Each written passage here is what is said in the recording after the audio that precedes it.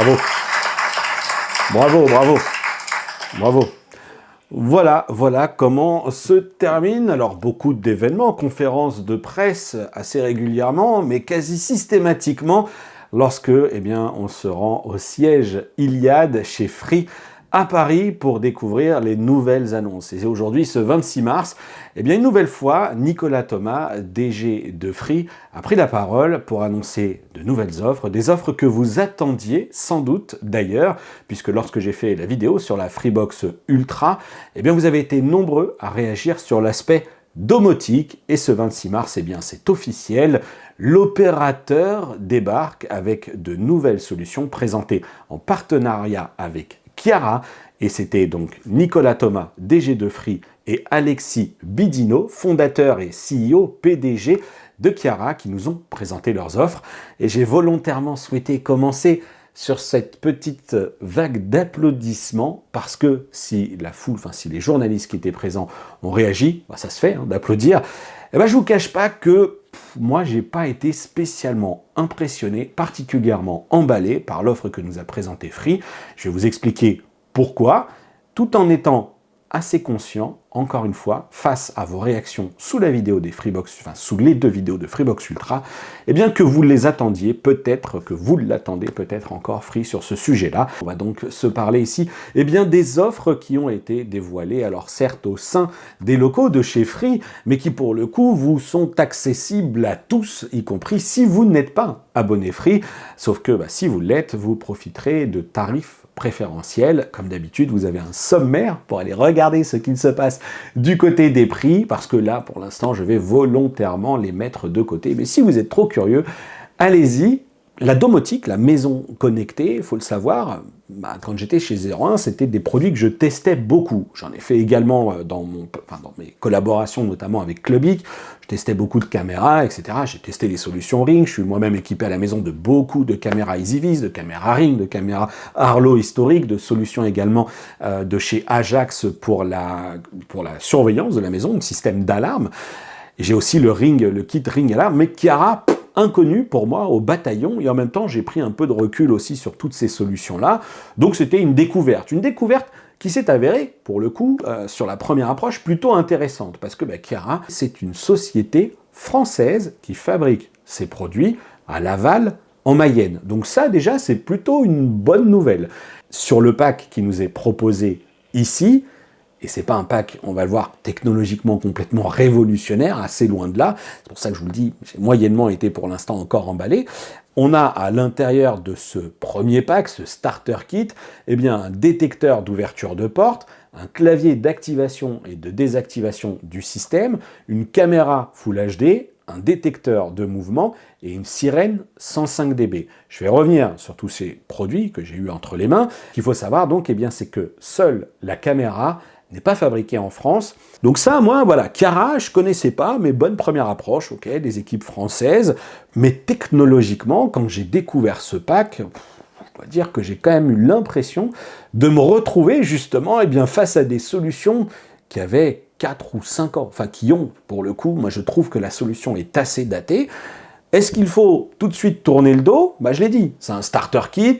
Encore une fois, au vu de vos réactions sous les vidéos Freebox Révolution, visiblement, vous avez de la demande. Vous avez de la demande pour ce type de solution tout en un, peut-être et assurément sans doute facile à installer, puisque c'est justement ce que revendique cette société, c'est la facilité d'installation. 15 minutes suffiraient pour installer le pack. Ensuite, on accède, en fonction des services et des offres que l'on souhaite souscrire, à un service de télésurveillance accessible 24 heures sur 24, 7 jours sur 7. Donc ça, déjà, c'est également une prestation qui sous-entend tout de suite que vous allez avoir le coût du matériel, plus potentiellement également l'accès à un abonnement. Et justement, Chiara nous a dit, nous, ce qu'on veut, c'est rendre cette solution accessible, puisqu'ils estiment que c'est un marché qui va connaître une très très forte croissance, puisque nous sommes seulement à un taux d'équipement de 10% des foyers français. Cette société a une grosse marge de croissance pour équiper donc les Français avec ce produit qui se veut surtout attractif par son tarif, un peu moins par son aspect technologique. Pour faire un petit zoom sur chacun des éléments, on a d'abord dans les choses assez simples, je vais commencer par le détecteur de mouvement. Alors, à n'en pas douter, et en tout cas je l'espère, parce que ce n'est pas encore le niveau d'information que j'ai, c'est que je pense que ce détecteur de mouvement, il va être compatible avec de la simple détection, c'est-à-dire quelqu'un qui passe devant, et on va pouvoir essayer de limiter les faux positifs en excluant une certaine hauteur au sol pour éviter tout simplement les alertes lorsque c'est le chat à la maison ou le chien, l'animal de compagnie tout simplement, qui passe dans le champ alors que l'on a verrouillé la maison. Ce capteur de mouvement, il va être à positionner soit à plat contre un mur, soit dans un angle. Et là, bon bah ok, quand Chiara évoque la facilité d'installation et que je prends la solution en main, bon bah c'est juste des adhésifs double face. Et puis on a toujours une platine amovible grâce à laquelle on va pouvoir percer son mur, mettre une cheville, mettre une vis, bref, peu importe, fixer de manière un petit peu plus robuste si c'est nécessaire qu'en utilisant les adhésifs double face. Bon, là-dessus, rien de particulier. Là où ça pourrait être plutôt pas mal, c'est du côté du capteur pour les ouvrants. Donc que ce soit porte ou fenêtre. Si vous avez une baie vitrée, si vous avez une véranda avec des accès qui donnent à la maison, mais bien évidemment une porte. Et ça, bah, moi, d'expérience, je peux vous le dire, pour avoir testé des solutions, qu'elles soient de chez Bliss, enfin historiquement Castorama, ou qu'elles soient également de chez Ajax et autres, eh bien mon bâti de porte est fait de sorte que l'aimant qui est censé indiquer au capteur monté, enfin entre l'ouvrant et le bâti, eh bien, il faut quand même que le truc soit bien fichu, parce que sinon, je suis obligé de rajouter des bonnes cales derrière pour que les deux communiquent bien. Parce que s'il y a l'objectif de ce détecteur d'ouverture, c'est tout simplement qu'à partir du moment où les deux pièces se détachent, eh bien que ça crée tout simplement la détection de l'ouverture.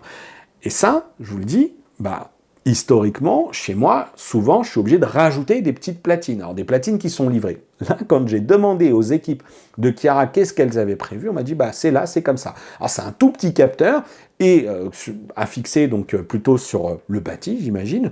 Et ensuite, on a un capteur un peu plus grand à fixer, cette fois-ci, sur l'ouvrant. Là, déjà, petite doute, mais bon, si jamais je le teste, on verra comment ça se profile. Peut-être qu'ils ont fait des trucs super bien, qu'ils ont augmenté un petit peu le champ de tolérance pour détecter l'ouverture. À voir. Ils ont peut-être fait quelque chose qui, au contraire, sera extrêmement simple. C'est la promesse qu'ils nous partagent, en tout cas.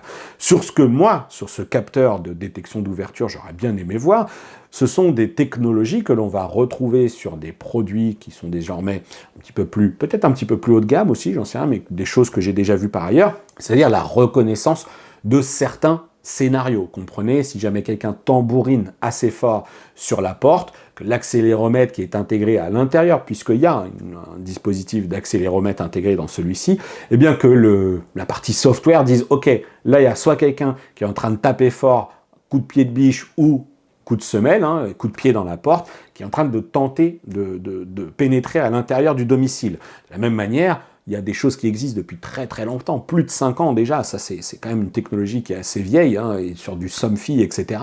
Des capteurs, ce type de capteur également qui identifie les vibrations, donc quelqu'un qui tenterait de percer le canon, par exemple. Et ça va générer également des alertes, grâce auxquelles vous allez pouvoir être tout simplement sensibilisé par le biais d'une notification sur votre application mobile et enclencher des scénarios si vous le souhaitez.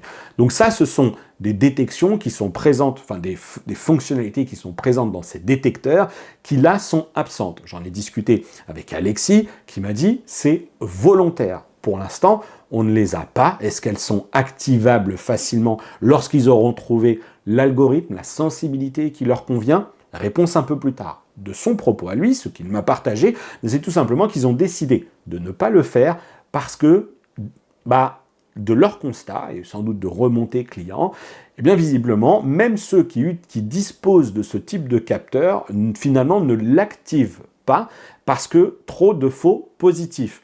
Vous êtes en appartement, vous avez une cage d'escalier qui communique avec plusieurs portes sur un palier, votre voisin rentre, ouvre, laisse claquer sa porte, ça crée une forme de dépression-pression, votre porte bouge un petit peu, ça crée donc cette fameuse vibration sur le capteur qui du coup vous envoie une alerte, vous stressez, paniquez et en fait c'est un faux positif. Ça c'est la position adoptée par Chiara.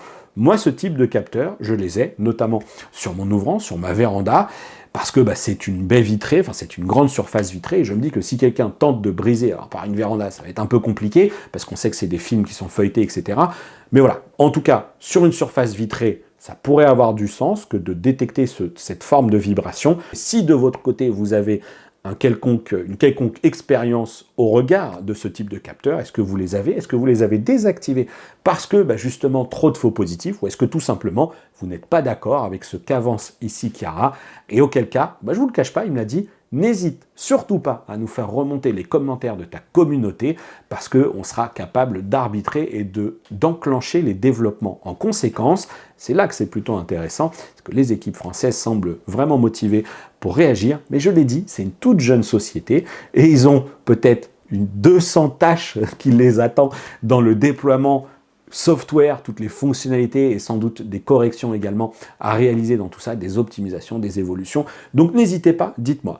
On a passé donc en revue ce fameux détecteur de mouvement, on a passé en revue également le capteur d'ouverture. Le capteur d'ouverture qui va également pouvoir être mis en situation dans la logique de la surveillance jour-nuit, c'est-à-dire que dans la journée, vous allez activer tous les capteurs de la maison, le capteur de détection d'ouverture, le capteur de mouvement, et puis vous allez avoir donc à la fois pour le premier cas ce qu'on appelle la surveillance périmétrique et dans le second cas la surveillance volumétrique. Mais vous pouvez décider de ne pas activer la surveillance volumétrique la nuit parce que vous allez évoluer dans la maison, voilà, vous allez pouvoir bouger, mais par contre vous souhaitez que les ouvrants soient eux sécurisés. Bien entendu, Chiara proposera à la vente des accessoires supplémentaires. C'est-à-dire que vous pourrez acheter des capteurs d'ouverture supplémentaires. Vous avez donc là, encore une fois, grâce à ces capteurs, les mises en place des scénarios, et des scénarios que vous allez activer grâce à un troisième élément, qui est le clavier donc numérique. Ce clavier, plutôt petit, qui tient dans la paume de la main, qui sera du coup assez discret, accroché à côté de votre entrée principale. Et là, encore une fois, ok, c'est un truc qui fonctionne sur pile. D'ailleurs, tous les capteurs fonctionnent sur pile, et des piles pour lesquelles Chiara annonce une autonomie de 2 ans grâce au choix de la technologie de communication. Et pour en revenir à ce clavier, là encore, je me suis dit, ok, c'est bien, il est petit, ça va être assez discret, ça devrait être assez simple à installer. Là encore, on a une platine qu'on va fixer, et le truc, c'est que c'est un boîtier blanc avec des écritures grises, et ce n'est pas rétroéclairé. Bon, alors clairement, on m'a dit, c'est pour économiser les piles. D'ailleurs, les capteurs fonctionnent à pile, et vous allez voir qu'en fonction de l'offre que vous prenez, Chiara, dès le premier niveau d'abonnement, Chiara vous envoie les piles. En fonction des alertes que vous allez recevoir, alertes batterie faible, eux s'engagent à vous envoyer des piles. Donc ça aussi, plutôt une bonne nouvelle, parce que vous serez... C'est comment dire, une réflexion que vous allez avoir en moins concernant ce kit. Et là, pas rétroéclairé, je ne suis pas sûr que ce soit super bien lisible. En fonction de là où vous allez l'installer, si vous avez une porte d'entrée où c'est pas très bien éclairé, alors on a tous théoriquement une lumière, mais bon, exprimez-vous là-dessus. Là, dans le contexte du showroom, de la salle de conférence, chez Free, c'était lisible, mais c'est perfectible. Je pense que c'est quand même assez perfectible. Ensuite, il y a la caméra. Autre élément donc, de ce kit, donc celle-ci qui est le seul des éléments à ne pas être fabriqué en France. Caméra à l'ergonomie, somme toute, assez classique, physiquement. C'est un produit qui, certes, peut être installé au mur, posé à plat, qui est en plus livré avec une base qui va nous permettre de l'accrocher au mur, comme je le disais, mais aussi dans un coin. Donc on a effectivement une petite platine supplémentaire qui va permettre d'accrocher la caméra dans un coin. C'est une caméra qui est filaire, donc qui va nécessiter une alimentation. Et c'est également une caméra qui intègre la partie centrale d'alarme. C'est-à-dire que c'est elle qui, en cas de coupure de courant ou en cas de coupure Internet, va basculer sur un réseau Sigfox pour vous envoyer une notification comme quoi vous avez une coupure de service à la maison ou coupure d'électricité. Et là encore, vous allez pouvoir vous dire « Ah, il y a peut-être un truc qui se passe », mais vous n'aurez pas accès au retour vidéo de la caméra et vous ne pourrez pas procéder à la levée de doute, tout simplement. De la même manière que le partenaire chargé de la vidéosurveillance service sur lequel je vais revenir tout de suite, ne pourra pas accéder à la levée de doute, puisque pas de connexion Internet, pas d'électricité, et donc je ne peux pas consulter le flux. Pour autant, sachez que la caméra est dotée d'une mémoire interne. Je n'ai pas, au moment où j'enregistre cette vidéo, la capacité de stockage. Je l'ai demandé à Chiara. Et donc, dans le cas où seule la connexion Internet serait coupée, eh bien, la caméra restera alimentée et pourra poursuivre son enregistrement.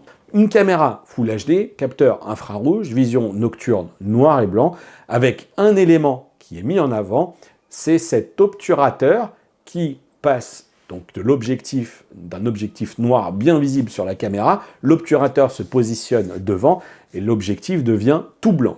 La façade de la caméra devient toute blanche.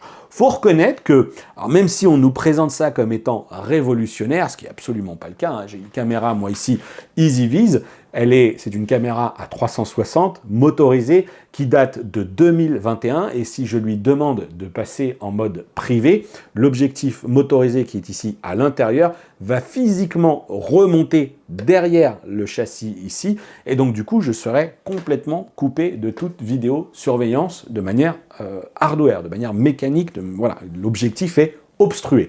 Là c'est vrai que sur la solution de Free c'est un petit peu plus visible, en tout cas identifiable au loin. On voit bien que c'est masqué, on a cette petite pastille blanche devant l'objectif.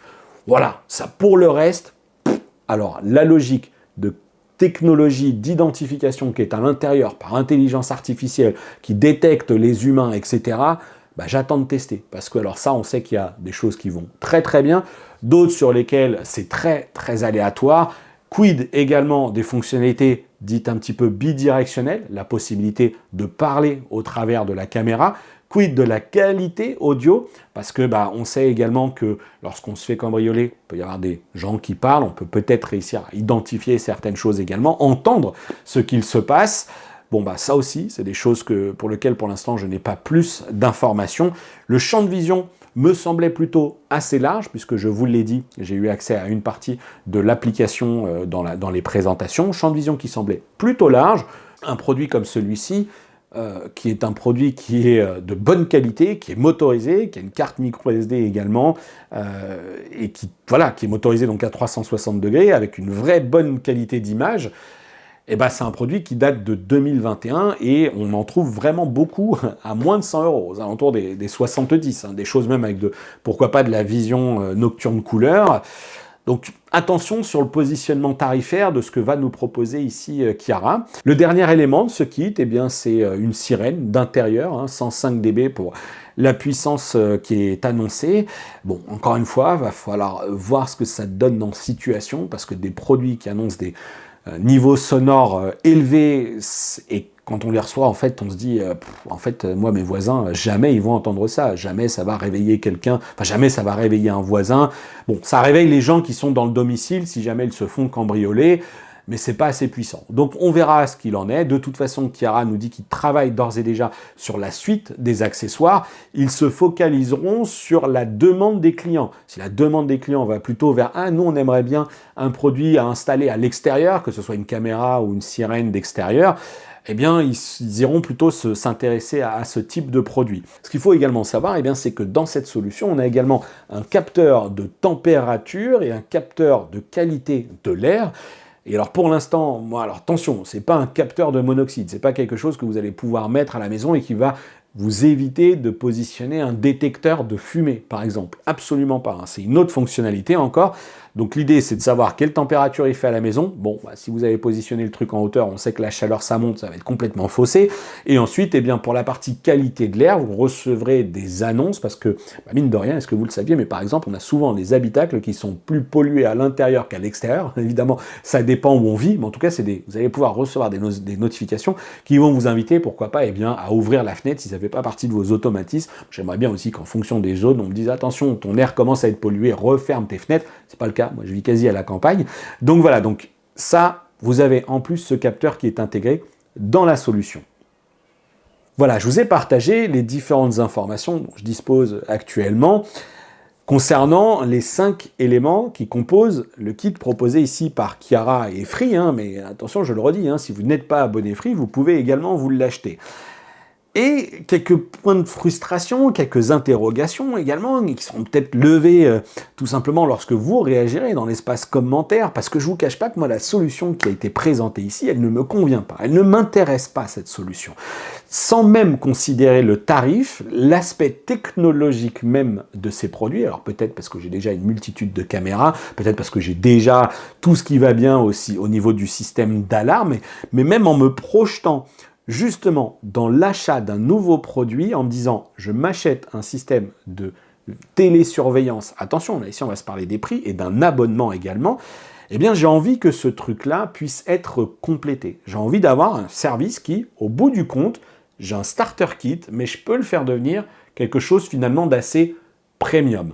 Et pour moi, le choix qui est fait ici par Chiara, pour l'instant, eh bien, me fait émettre quelques doutes. Et ce choix, il se focalise surtout sur le fait que, eh bien là, on n'a pas de compatibilité avec les services connectés que l'on connaît désormais tous, que ce soit du Google Assistant, que ce soit de l'Amazon Alexa, que ce soit même du Matter, où on sait que Matter est en train de, eh bien, est en train de devenir la norme, en fait, de ces outils de communication, de cette smart home.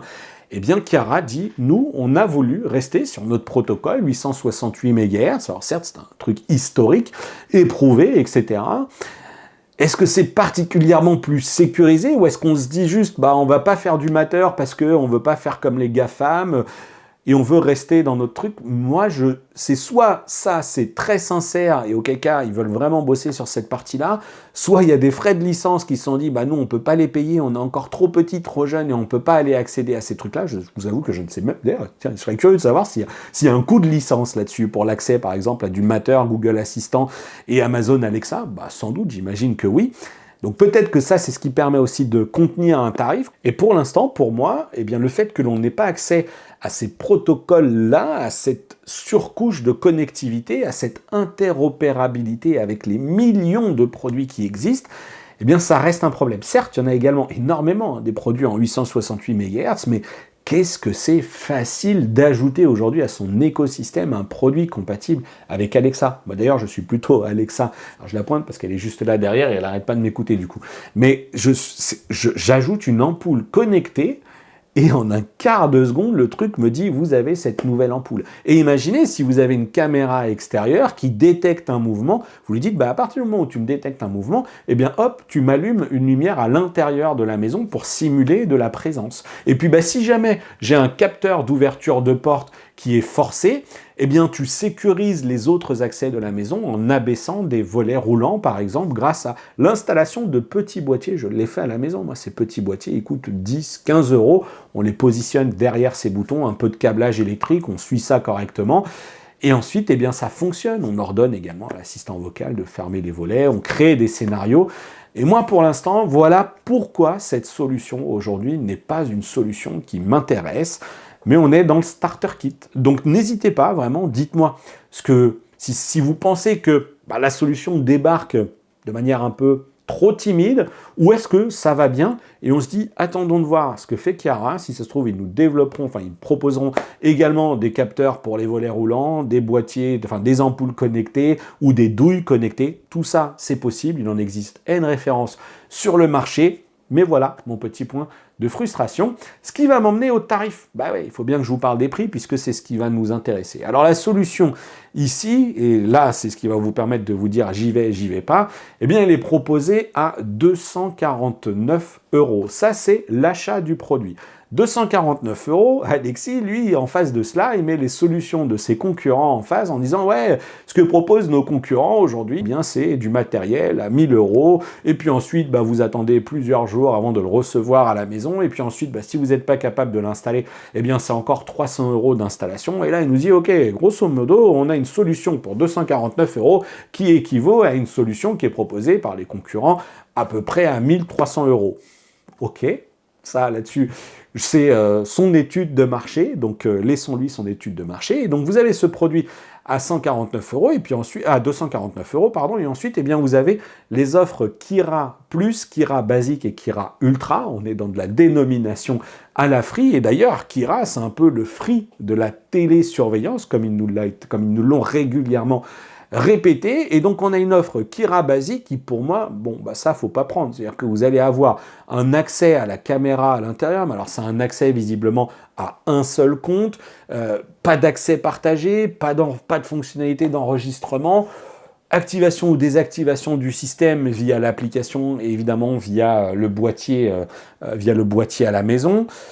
Bon, c'est forcément des choses qui, moi, pour l'instant, je me dis, c'est vraiment trop basique, donc je ne recommanderais pas ce type de formule-là. Donc, ce qui, du coup, va vous emmener plutôt à l'offre supérieure, à 9,99 € par mois, et là, commence à se dire, 10 € par mois. 10 € par mois, ce qui va nous ouvrir, cette fois-ci, l'accès au partage de l'application à des proches. Bon, ça, quand même, c'est un comble, c'est-à-dire qu'ils nous font payer le partage, c'est-à-dire que... Pourquoi, dès la version basique, je ne pourrais pas, moi, avoir le compte dessus, et puis ma femme avoir également le compte dessus? Bon, ça déjà, j'ai du mal à comprendre. Ensuite, on a l'enregistrement des vidéos et les téléchargements, détection des personnes par l'intelligence artificielle, la partie caméra, donc ce qui va permettre sans doute, là encore, de filtrer un peu mieux les faux positifs dans la détection, l'historique des notifications et des événements, enfin l'historique des notifications, oui c'est ça, et événements, parce qu'on va avoir les notifications, détection d'ouverture des ouvrants avec les événements, etc. Donc, ça aussi, c'est des choses qui vont débarquer sur l'app. Je vous avais commencé à vous évoquer cette application qui, encore une fois, me semble correcte. Rien de franchement innovant. J'ai pas pu accéder à toute la logique de programmation parce que je les ai sollicités. Je dis, ouais, mais vous n'avez pas une logique de programmation à l'intérieur de l'appli, de lui dire, bah voilà, moi, tous les jours, je pars à 7h30 au travail, et donc je veux que, à partir de 7h45, 8h, j'ai au moins tout ou partie de mes équipements qui commencent à se mettre en fonction, la caméra qui commence...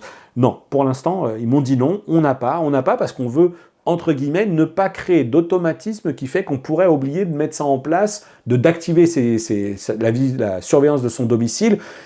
On veut, enfin grosso modo, ils veulent garder le fait que cette action soit manuelle. Bon, le problème, c'est que si on part un peu vite et qu'on oublie, on peut toujours le faire à distance. Bon, je trouve assez regrettable quand même que les fonctionnalités de programmation ne soient pas prévues. Enfin, on a cette offre Kiara Ultra qui est certes sans doute peut-être moins chère que d'autres acteurs de la télésurveillance, mais qui est quand même pas donnée, qui vous ajoute l'accès à une fonction dite appel d'urgence SOS activable depuis l'application, service de télésurveillance 24/7 donc, opéré par Sotel Group. Pour le coup, là, Sotel, c'est vraiment... c'est du solide, hein, c'est de l'APSAD P5, c'est la plus grosse des certifications en matière de télésurveillance qui est disponible aujourd'hui. Et donc, du coup, je me dis, ok, ça c'est cool, mais en fait, il va falloir voir également quelles sont les fonctions, quels sont les services en plus, parce que là, quand j'en ai discuté avec les équipes, on me dit, en fait, ce qu'ils vont pouvoir faire, eux, c'est que vous avez une notification à la maison, vous avez la formule, le Sotel Group reçoit cette alerte et il procède à de la levée de doute. Vous êtes contacté, si vous ne répondez pas, ils ont automatiquement un accès direct à votre caméra, d'où également l'importance de ce cache physique sur la caméra pour être sûr que vous n'êtes pas surveillé lorsque vous êtes à la maison, quand on est dans cette logique de télésurveillance par un opérateur également. Et donc, ils vont accéder au flux de la caméra, et si jamais, il y a un problème, ou si jamais la levée de doute traduit que potentiellement il y a quelque chose, ils ont une ligne dédiée qui leur permet de se mettre en contact avec les forces de l'ordre et de faire intervenir quelqu'un chez vous. Toute la suite, tout l'aspect, j'ai besoin de condamner l'accès à ma maison parce que je suis en vacances, et puis quelqu'un est entré, ils m'ont cassé une fenêtre, ils m'ont cassé mes volets, ils m'ont fracturé ma porte, mon domicile n'est plus sécurisé. Toute cette partie-là qui va nécessiter de faire intervenir un serrurier, nécessiter de faire intervenir un menuisier, etc., ce n'est pas dans le champ des compétences, en tout cas de ce qui est associé à l'offre. Est-ce que Sotel Group propose ce genre de choses? Non, c'est rien, je n'ai pas plus cherché que ça. Mais ne vous dites pas pour autant qu'à 20 € par mois, vous allez avoir un service que je qualifierais de premium. À partir du moment où c'est juste de la levée de doute, certes, ça va enclencher procédure d'appel à la police, peut-être plus rapide, etc. Après, encore faut-il que la police elle-même soit disponible aussi. Bon, exprimez-vous, c'est comme ça qu'est composée la montée en gamme, en tout cas sur cette offre, avec Basique, Plus et Ultra. Et quand on est chez Free, je vous l'ai dit, on a des tarifs préférentiels. La solution, donc Kiara avec les 5 éléments, est proposé à 199 € au lieu de 249 €. C'est une remise de 20%. Et les offres d'abonnement également sont revues à la baisse pour les prix, puisque l'offre Chiara Basique, c'est gratuit, donc il n'y a pas de remise. En revanche, l'offre Chiara Plus, c'est 7,99 € par mois au lieu de 9,99 €. Et l'offre Chiara Ultra, c'est 15,99 € par mois au lieu donc de ces 19,99 € par mois. Bon, voilà, je rappellerai juste que c'est des offres qui sont sans engagement, donc peut-être que aller chercher un Chiara Ultra lorsque vous partez en vacances, parce que vous êtes plus loin de chez vous et vous ne pouvez pas réagir de la même manière, avec la même flexibilité, bon, ça peut être une idée, pourquoi pas, de se dire, allez, sur les 2-3 mois de l'été, je prends cette offre-là, ou à chaque fois que je pars en vacances, et puis ensuite je l'arrête. Bon, ça peut être également une option, une possibilité. Vous savez tout, en tout cas, encore une fois, toutes les informations que j'avais à vous partager sur ces produits-là. Vous étiez nombreux en réaction aux vidéos Freebox Ultra les 2 vidéos que j'ai fait sur la chaîne, les liens d'ailleurs je les mets dans la description. Sachez que je n'ai toujours pas reçu de Freebox Ultra en test. Un petit peu compliqué, moi je ne suis pas abonné Free, mais pour autant Free essaye de faire le nécessaire pour me créer une ligne que je puisse revenir sur cette box. Box qui semble traduire d'ores et déjà aujourd'hui certaines limitations techniques que j'avais déjà tenté sur lesquelles j'avais tenté de vous interpeller de manière plus ou moins subtile sur ce fameux Wi-Fi 7 qui ne dispose pas d'amplification de ses antennes dans un tout petit boîtier lorsqu'on fait de la quête de l'économie d'énergie.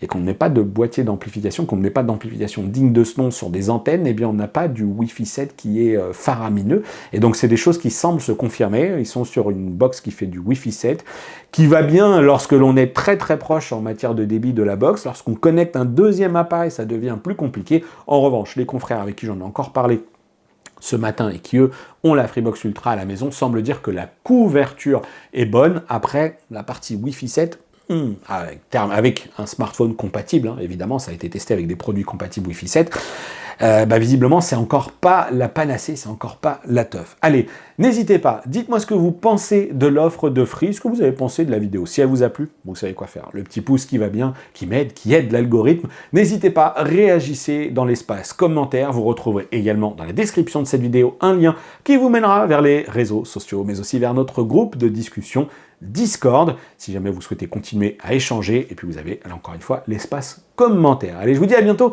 pour une prochaine vidéo sur la chaîne, et d'ici là, portez-vous bien. Ciao!